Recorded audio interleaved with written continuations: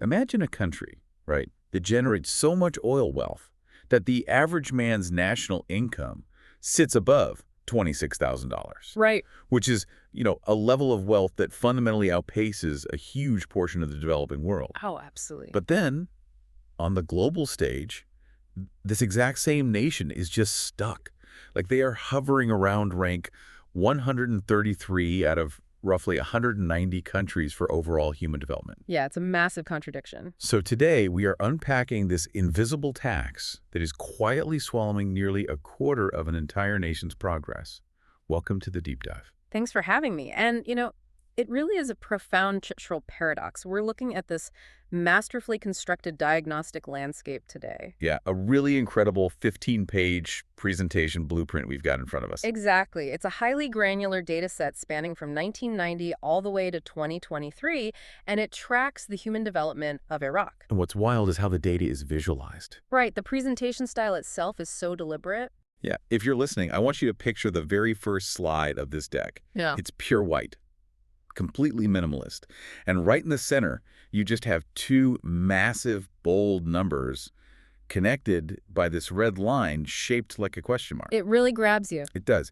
You have $26,029 on the left and rank 133 on the right. And the reason this specific data set is so vital for anyone interested in global economics or sociology is that it forces us to confront a really uncomfortable truth. Which is? That wealth accumulation just does not automatically equal societal progress. There is this invisible chasm that's swallowing up nearly 25% of the country's development. Okay, let's unpack this. Our mission today is to figure out the actual mechanics of this contradiction. Yeah. Because usually, when you look at national data, you just get this sprawling list of disconnected statistics. Right, just a data dump. Exactly. But the analysis we are exploring today maps this out like a systemic medical diagnosis.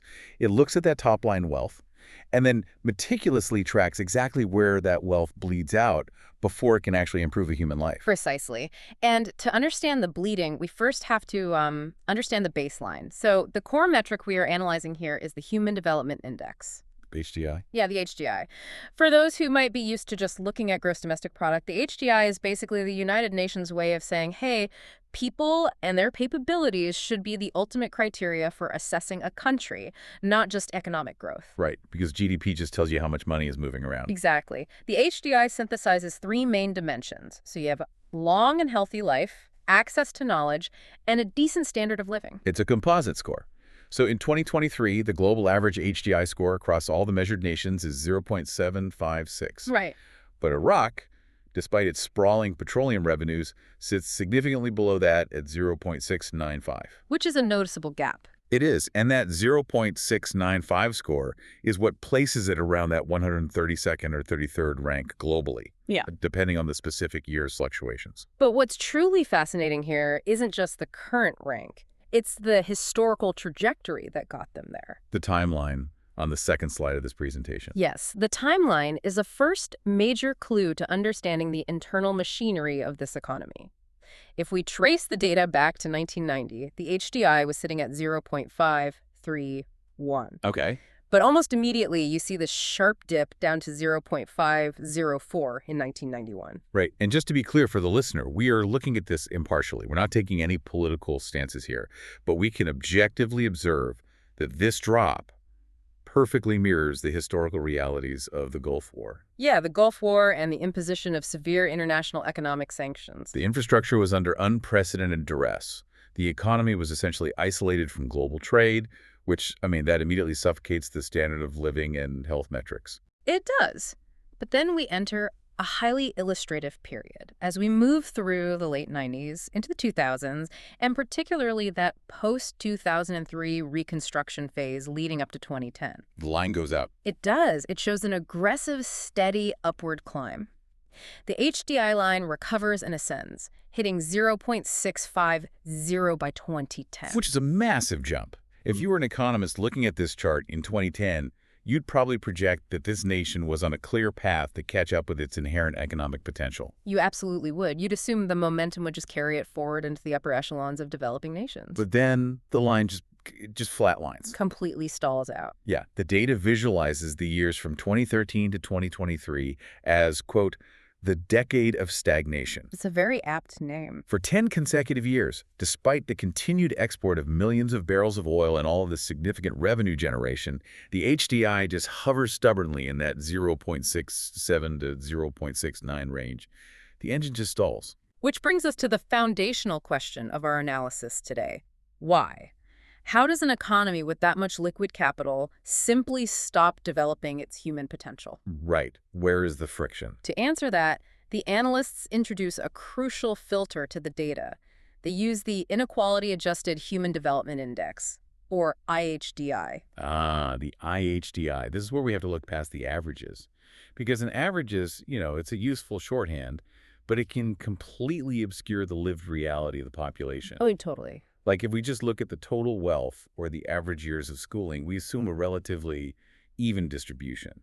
But if that distribution is severely skewed, Which it often is. right, if the wealth and the education are concentrated heavily in certain demographics while others are just excluded, the average becomes this mathematical illusion. And that is exactly what the IHDI corrects for. It recalculates the country's development achievements by factoring in the statistical distribution of health, education, and income. How does the math work on that, generally speaking? It relies on a methodology that's similar to the Atkinson inequality measure. So essentially, it penalizes the HDI score based on the level of inequality. It's like a built-in reality check. And when you apply this inequality filter to Iraq's data, the reality check is severe. It's brutal. That baseline score of 0.695 drops sharply to 0.534. Wow. That is a staggering reduction. It represents a 23.16% loss in total human development. Nearly a quarter of their potential just gone. Just to anchor this for you listening, the global average loss to inequality across all nations is 21.95%.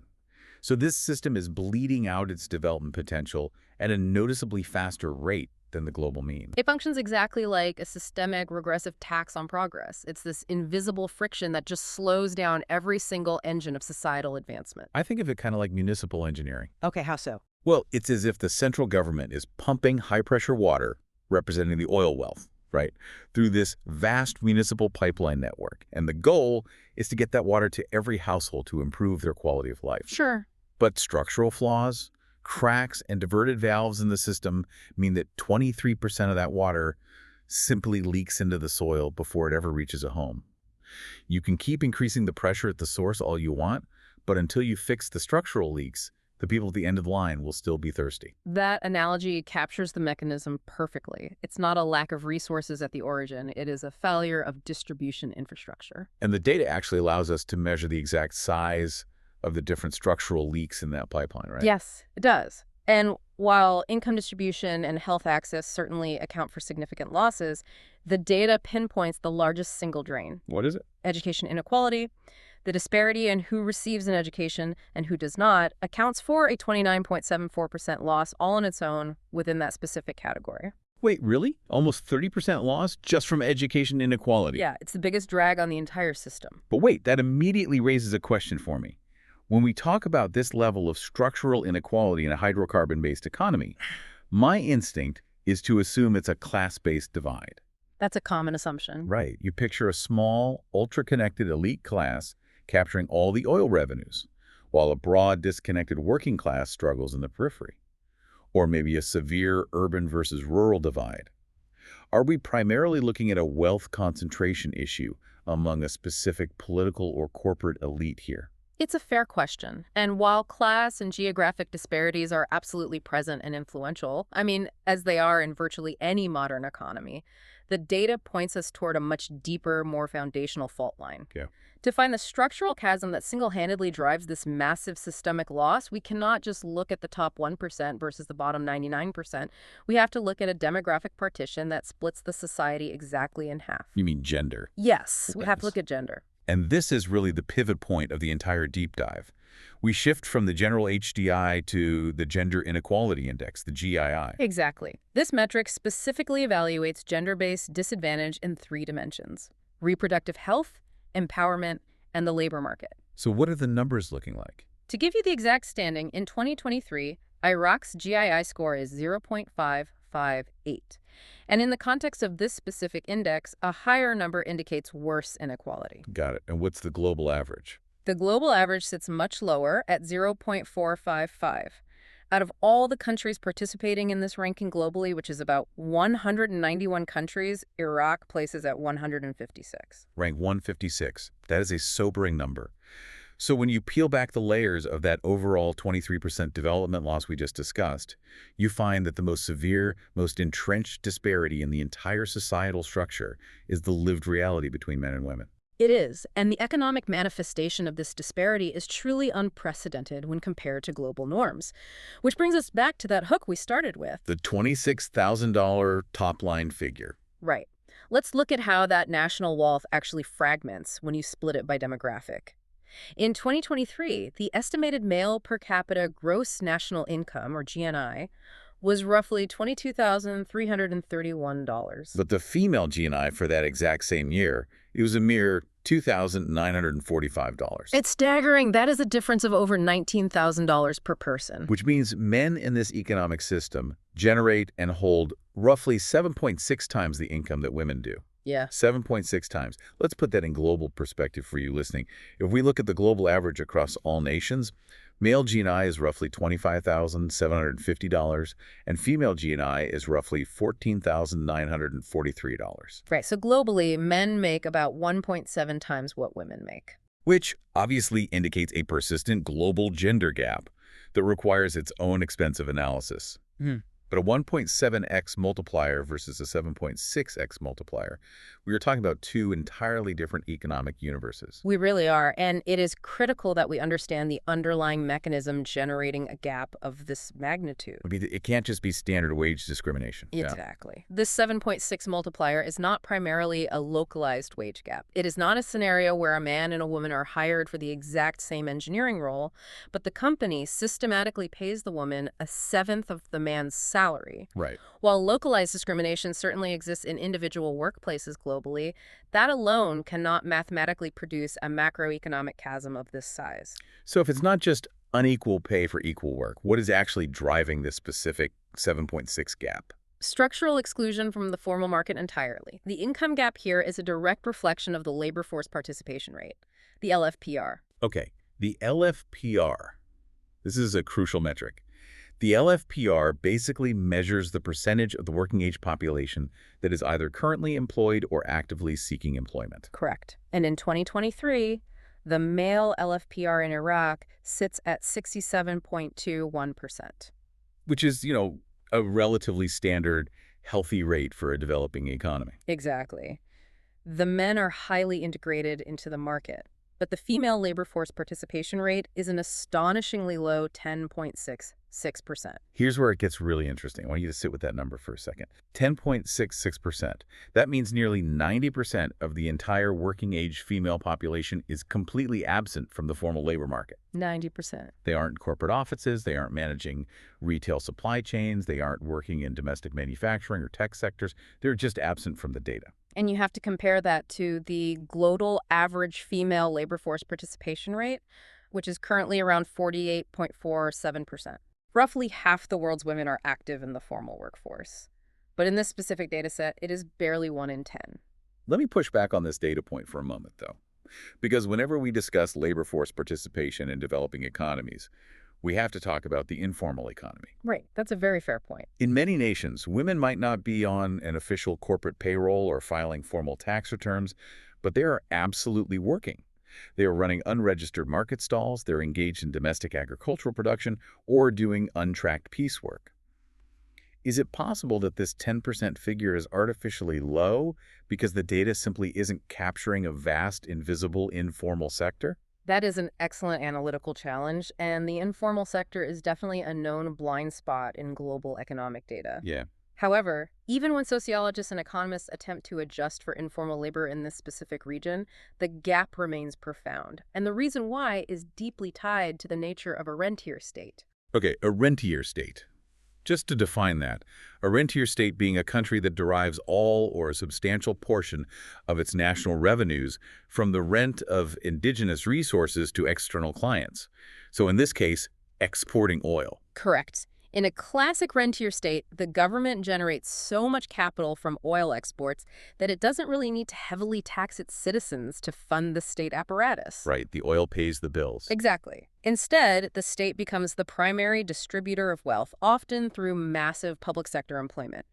The government employs a huge percentage of the male population. I see where this is going. When the male head of a household has a relatively secure state-funded income backed by oil revenues, the immediate acute financial necessity for dual income survival is mitigated. And that necessity is usually what drives women into the informal sector in non-oil developing nations. Precisely. The oil wealth artificially subsidizes a single-income household model. Ah, I see. So it's this combination of deeply entrenched traditional gender norms that encourage women to remain in the domestic sphere, coupled with an oil economy that actively pays to uphold those norms by providing enough baseline income to the men.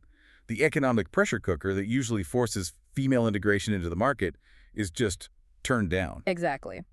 But the macroeconomic consequence of this is devastating to the overall Human Development Index. You cannot build a dynamically evolving, innovative, and globally competitive society when you structurally sideline 50% of your human capital from economic production. If 90% of half your workforce isn't participating, you are essentially trying to build a modern national economy with one hand tied behind your back. It's mathematically impossible. It completely explains why the HDI line flatlined for the decade of stagnation. I mean, you can build modern highways, you can construct massive oil refineries, but if half the population is structurally locked out of generating, compounding, and investing wealth, your overall development just hits an unbreakable ceiling. And the friction is simply too high. You can't achieve top-tier human development while carrying a 10% female labor participation rate. So if you are listening to this, you're probably trying to figure out the root cause of that 10% participation rate.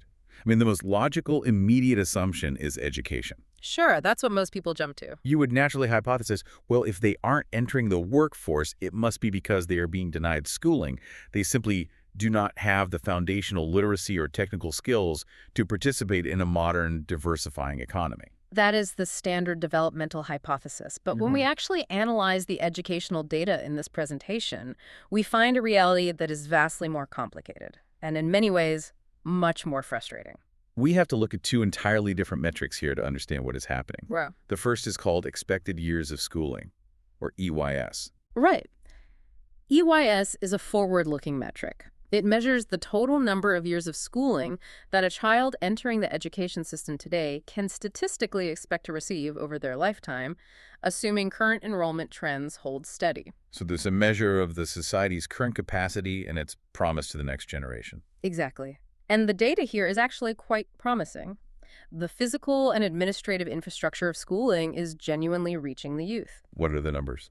In 2023, a young girl entering the primary school system in Iraq can expect to receive 11.2 years of education.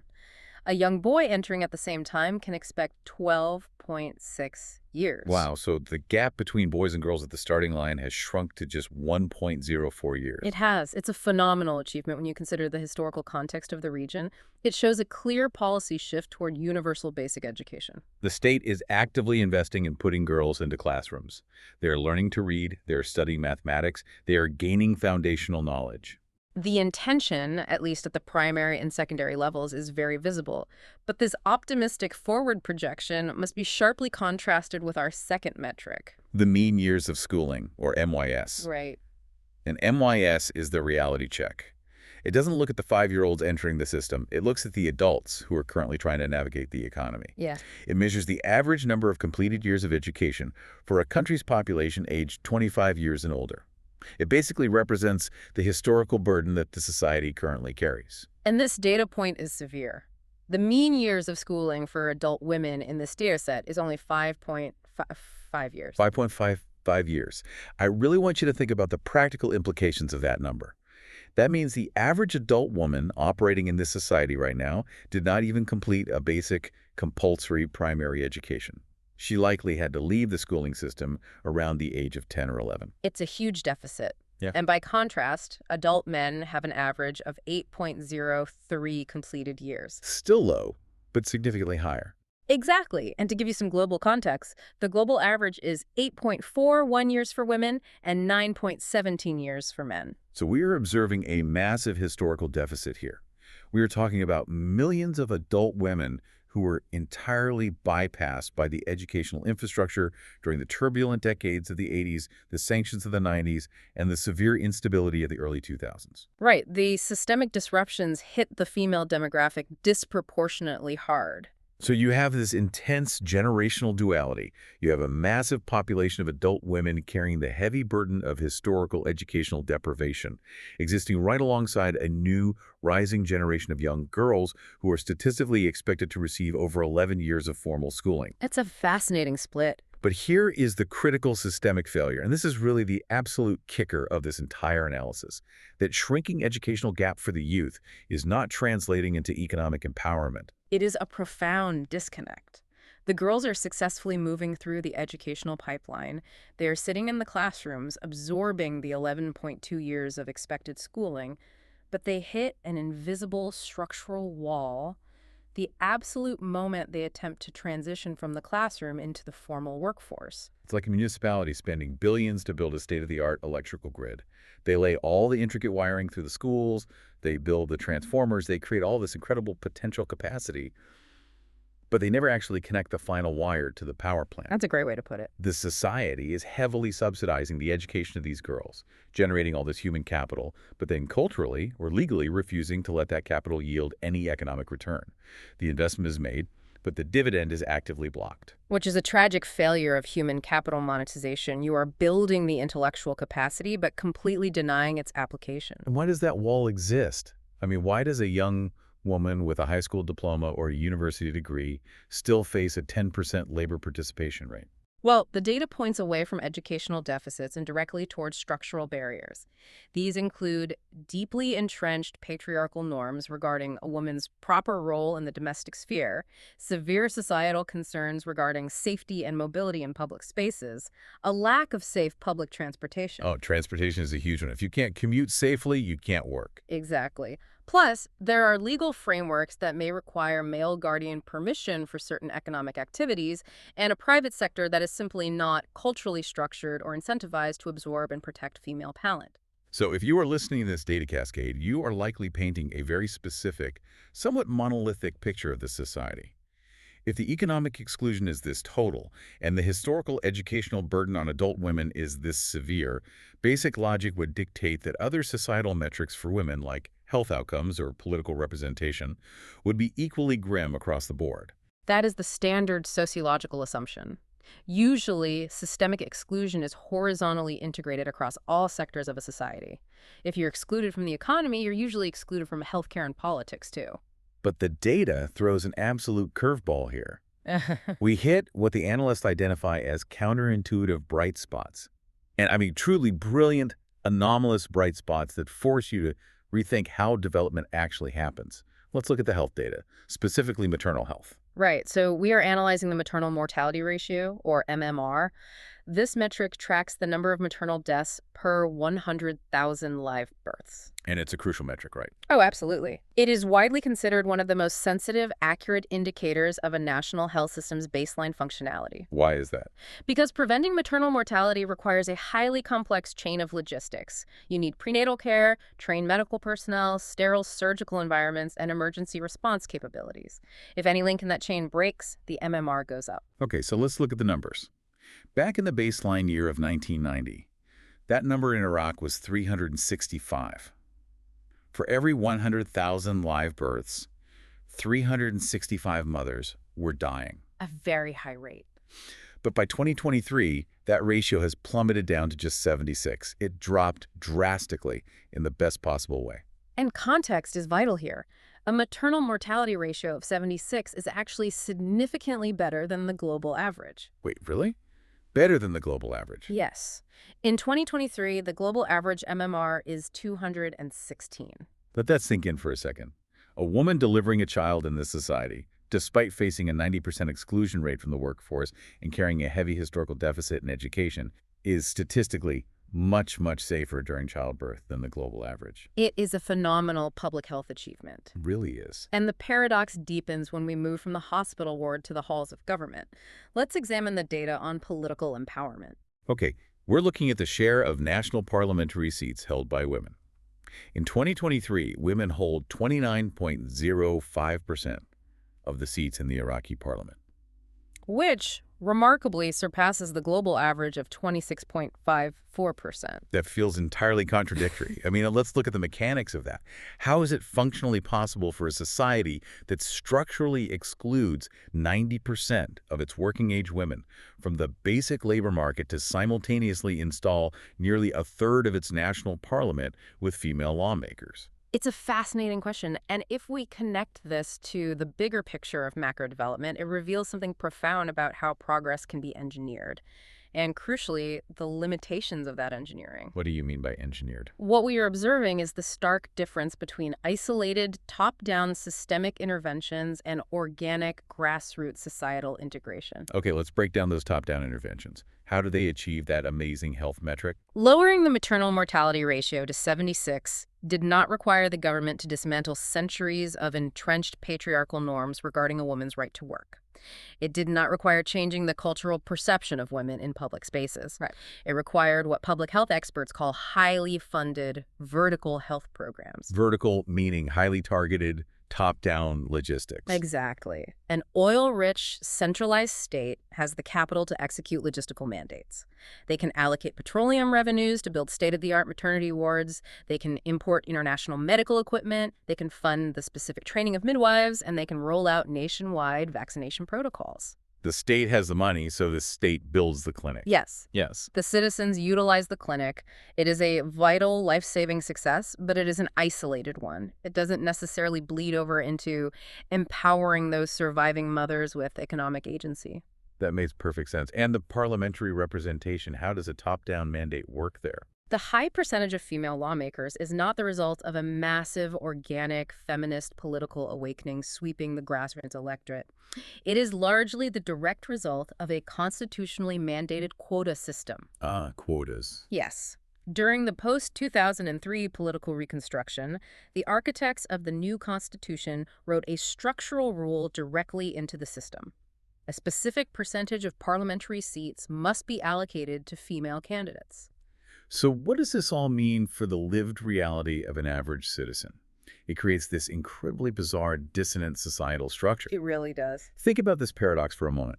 Imagine living in a country where a woman is statistically more likely to sit in the highest legislative body making national law than the global average, but almost entirely unlikely to hold a regular formal job in a private corporate office. It brutally highlights the difference between top-down political visibility and bottom-up economic agency. Right. Top-down mandates are highly effective at forcing representation in government, and top-down capital allocation can build hospitals to save mothers' lives, both of which are undeniably positive metrics. But those mandates, no matter how strongly enforced by the state, have completely failed to penetrate the dense, complex cultural and economic web that governs daily life. It's like constructing a massive skyscraper where you build a brilliant, highly visible penthouse suite at the very top representing the parliament, and you pour a solid concrete foundation at the bottom representing the basic maternal health care. But you completely forgot to build the 50 floors in between. That is exactly it. The average person lives in those middle 50 floors.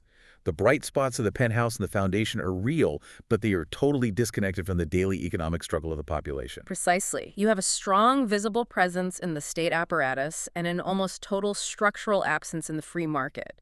But these bright spots prove something vital to our analysis. Oh, what? This nation has the absolute capability, the financial resources, and the logistical capacity to solve massive human development problems when it chooses to target them. They proved it with the maternal mortality drop. The capital is there. Which makes the overarching stagnation of the HDI, that decade of stagnation, all the more frustrating. If the money is clearly there, and they have the logistical chops to fix healthcare, what is holding back the broader prosperity of the society? To figure that out, we have to look past that flashy $26,000 top-line GNI figure. Right. We know that average is an illusion. We have to look at how people at the bottom of the distribution curve are actually living. And that brings us to the concept of multidimensional poverty. The Multidimensional Poverty Index, or MPI, is a crucial diagnostic tool. Traditional poverty metrics usually only look at income. They ask, are you living on less than $2.15 a day? Which doesn't tell the whole story. Exactly. The MPI looks beyond pure cash. It measures severe, concurrent deprivations in health, education, and standard of living at the individual household level. It asks things like, does this home have a dirt floor? Do they lack access to clean cooking fuel? Is a child malnourished? And according to the survey data utilized in this analysis, roughly 8.6% of the population in Iraq lived in multidimensional poverty in 2018. Right. Now, when we typically think of extreme poverty in developing nations, our minds usually gravitate toward images of material deprivation. We picture households without access to clean drinking water, lacking reliable electricity, or struggling without basic sanitation infrastructure. But when you actually deconstruct the statistical drivers of this 8.6% poverty rate, when you isolate the specific reasons why these households are classified as multidimensionally poor, the data completely upends our material assumptions. It really does. The highest contributing factors trapping these families are not material goods. The root cause is education. The statistical breakdown is wild. The specific metric of school attendance accounts for 32.9% of the poverty driver, and the metric of years of schooling accounts for another 28.0%. So if you combine those two educational indicators, over 60% of the reason people in this society remain trapped in multidimensional poverty is strictly due to educational deprivation. Over 60%. That is incredible. And this data point loops us directly back to our earlier discussion regarding the historical burden. It absolutely does. That incredibly low mean years of schooling, that 5.5 years for adult women, isn't just a lamentable historical statistic sitting statically on a spreadsheet. It is the active, grinding engine of current poverty. It's the mechanism trapping them. Explain the mechanism there, though. How does a lack of schooling 30 years ago create multidimensional poverty today? It restricts every node of household decision-making. Think about it. A mother who is denied basic education is statistically less likely to understand complex nutritional information for her children, leading to health deprivations. Right, that makes sense. She is less likely to be able to navigate the bureaucratic systems required to secure state subsidies or legal protections. And, most obviously, she is entirely locked out of any formal economic mobility. Educational deprivation isn't just a lack of knowledge, it is a lack of leverage over your own life. It's the anchor dragging the entire household's development down. And just as we are grasping the internal complexities of this poverty, the analysis takes a fascinating, highly modern left turn. Yes, slide 12 introduces a relatively new global metric. The Planetary Pressures Adjusted Human Development Index, the PHDI. This is a brilliant and necessary inclusion in modern economic analysis. As the global community grapples with the accelerating realities of climate change, the UN recognized that traditional development metrics were flawed. How so? Well, they were essentially rewarding countries for achieving high living standards, even if they were actively destroying the global ecosystem to get there. The PHDI adjusts the standard HDI to account for a country's environmental impact. It essentially asks a critical, ethical, and economic question. Are you achieving your high human development at the expense of the planet's future? Exactly. And the results for Iraq when you apply this environmental filter are a massive shock. They really are. Remember, on the standard HDI, Iraq was languishing around rank 132 or 33. But when you adjust for planetary pressures, Iraq actually jumps up 40 spots in the global rankings. They leap from rank 132 all the way up to rank 92 on the PHDI. It is a massive statistical leap. And the specific reason for this upward mobility is their carbon dioxide emissions per capita. Let's see the numbers. The data indicates that Iraq's CO2 emissions sit at about 3.7 tons per person. This is noticeably lower than the global average, which is currently hovering around 4.53 tons per person. So on paper, if a policymaker or a casual observer is just glancing at the top-line global rankings, Iraq suddenly looks like a green, sustainable champion. I mean, they just leapfrogged 40 countries by appearing highly environmentally friendly. This raises an important question, though, one that requires us to look at the mechanics beneath the emissions. Right. Is this jump to rank 92 the result of a deliberate, successful transition to a green economy? Or is it simply a symptom of profound underdevelopment? Knowing what we know about the stalled HDI and the 10% female labor force, my intuition screams that it has to be a symptom of underdevelopment. And the specific data point that confirms your intuition is the material footprint. What exactly is the material footprint? The material footprint is a metric that measures the total amount of raw materials. So we're talking biomass, fossil fuels, metal ores, and non-metallic minerals extracted globally to meet the final consumption demands of a specific country. Okay. Iraq's material footprint is incredibly small. It sits at just 3.22 tons per person. Well, what is the global average for material footprint? The global average is significantly higher, at 12.71 tons per person. That is an astonishing gap. So the average Iraqi is consuming roughly a quarter of the raw materials per person compared to the rest of the global population. Exactly.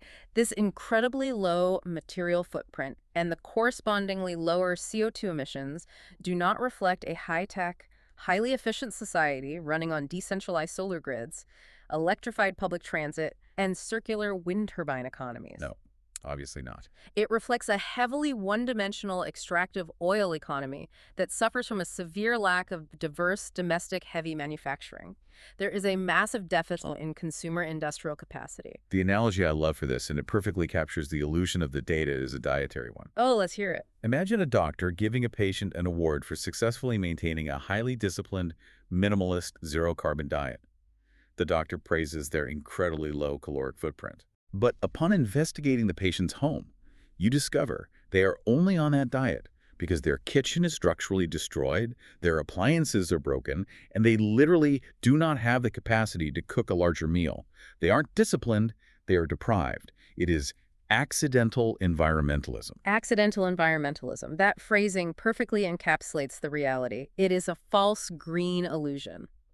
The low emissions and low material footprint are direct byproducts of the exact same economic stagnation that has kept the broader HDI flatlined since 2013. Right. The lack of a diverse industrial base keeps emissions low, but it also keeps employment low. And this ties everything together beautifully. If this country were to actually industrialize, if they were to build a robust, diverse domestic manufacturing and service sector that could actually employ that missing 90% of the female workforce, those carbon emissions and that material footprint would inevitably skyrocket. Unless, of course, they somehow manage to leapfrog traditional fossil fuel industrialization and jump straight to advanced green technologies. Yeah, which is the dream scenario. Right. But executing a leapfrog like that requires a massive, highly skilled, deeply educated technological workforce. Which brings us right back to the poverty anchor. They currently lack the broad, modernized human capital required to execute a green leapfrog. Because, as we saw with the MPI, 60% of their multidimensional poverty is driven by educational deprivation. Wow. The historical burden of the 5.5 mean years of schooling prevents the technological jump. The entire system is deeply interconnected. The whole board is just wired together. You pull one string on female employment, it tugs on historical education, which is tied to multidimensional poverty, which explains the false green environmental data. Exactly. Which brings us perfectly to the climax of this diagnostic analysis. I want you to visualize a comprehensive data map with me. The analysts utilize a radar chart, sometimes referred to as a spider chart, to visualize all these overlapping realities. It is the ideal visual tool for multidimensional complex data. A radar chart maps multiple distinct variables on axes that radiate outward from a central point. By connecting the data points on each axis, you generate a shape that instantly communicates balance or severe distortion. So imagine this web. We take the global average across all these metrics, health, wealth, education, equality, and we map it. The global average forms a relatively smooth, balanced, circular shape. Sure. But then we map Iraq's specific performance over top of it. And Iraq's shape is incredibly jagged, chaotic, and distorted. You see massive outward spikes where the country dramatically outpaces the global average. It spikes wildly outward on the axis for per capita oil wealth. Right. It spikes outward on maternal health survival rates. It spikes outward on female political representation in the parliament. But then right next to those spikes, the shape suffers massive crippling structural dents that pull the lines violently inward toward the center, representing severe underperformance. Deep, catastrophic dents on the axis for female formal employment. And massive dents in overall educational equality and the historical mean years of schooling. The resulting shape paints a stark visual picture of a profoundly unbalanced, dissonant machine. It is an economy running highly efficiently in isolated pockets while structurally failing in its foundational, horizontal distribution of opportunity. And this comprehensive visualization leads directly to the final strategic synthesis of the data. The analysts distilled decades of granular tracking, from the sanctions of 1990 to the stagnation of 2023, into three non-negotiable policy pillars. Right, the blueprint for the future. If this country is ever going to break through that rank 130 ceiling and actually translate its immense natural wealth into genuine human development, they must execute these three directives. Pillar 1 directly targets the most glaring structural dent. Release the potential of the other half. You simply cannot grow a resilient modern economy while carrying a 10.66% female labor force participation rate. The invisible cultural and structural barriers that stand between getting educated and entering the workplace must be systematically dismantled. Exactly. The state must incentivize the private sector to absorb female talent, and legal protections must ensure their safety and mobility. Pillar 2 targets the foundational root of the multidimensional poverty trap. Intervene aggressively in education quality and retention. If over 60% of your extreme household poverty is driven by individuals not attending school or dropping out early, that is your primary leverage point. If you wipe out the educational deprivation, you inherently wipe out the majority of the multidimensional poverty. And Pillar 3 brings the entire narrative full circle, right back to that initial $26,000 top-line number. Transcend the oil economy. The state must take that astonishing male GNI wealth, the liquid cash generated from extracting hydrocarbons from the ground, and actually use it to build diverse domestic industrial and service sectors. They have to replace the accidental environmentalism of underdevelopment with a deliberately diverse economy that produces consumer goods, fosters technological innovation, and, crucially, creates modern jobs that don't rely solely on state oil subsidies. Right. So why should you, the listener, care about this specific, highly detailed dataset? Why spend the time diving into the human development metrics of a nation halfway across the world? I'll tell you why. Because this analysis is the ultimate masterclass case study in how top-line, flashy macroeconomic numbers can completely and utterly mask the internal grinding machinery of a society. It really is. It forces every analyst, economist, and engaged citizen to recognize the fundamental critical difference between resource monetization and human capital monetization. Those are two very different things. Yes, pumping oil from the ground and selling it on the global market is resource monetization. It generates cash. But cash from the ground does not automatically build a resilient, equitable society. No, it doesn't. That cash can build grandiose parliament buildings and it can build vital hospitals, but it cannot organically grow a diversified economy. Only deploying that wealth to equalize human capital, to actively close that 23% inequality gap, can actually move a nation forward on the Human Development Index. It really changes how you consume global news, doesn't it? Oh, absolutely. The next time you see a headline stating that a specific developing country's GDP is up 5%, or their top-line wealth has increased, or they jumped 40 spots in an environmental ranking, you have to look past the headline. You have to ask, up for who? Exactly. How is that wealth distributed? Who is participating in that growth, and who is entirely missing from the radar chart? It demands a deeper level of critical thinking. And as we conclude this analysis, the data leaves us with a final, somewhat uncomfortable sociological paradox to consider. What's that? We observed how top-down, constitutionally mandated parliamentary quotas successfully forced female political representation to outpace the global average, hitting 29%. Right. Yet simultaneously, the organic, grassroots economic participation of those same women in the daily labor market remained entirely flatlined at barely 10%. Right. 29% sitting in Parliament making the laws, but only 10% allowed to work in the economy governed by those laws. So the question we must ask ourselves, particularly when evaluating developing economies struggling with deep historical and cultural gridlock, is this. Are heavy-handed, top-down policy mandates like quotas the only truly effective way to shatter historical barriers and force progress? Or, conversely, if you grant a demographic, highly visible political power without them possessing any underlying systemic economic power, do those parliamentary seats eventually just become hollow, symbolic gestures? Wow. That is the core question of modern development. Does a seat at the highest political table actually matter if your demographic is structurally barred from participating in the very market that the table governs? I want you to mull that over. Look at the data distributions of your own communities, your own corporate structures, your own local economies. Where are the top-line spikes, and where are the hidden structural dents? Thank you for joining us on this deep dive into the data. We'll catch you on the next one.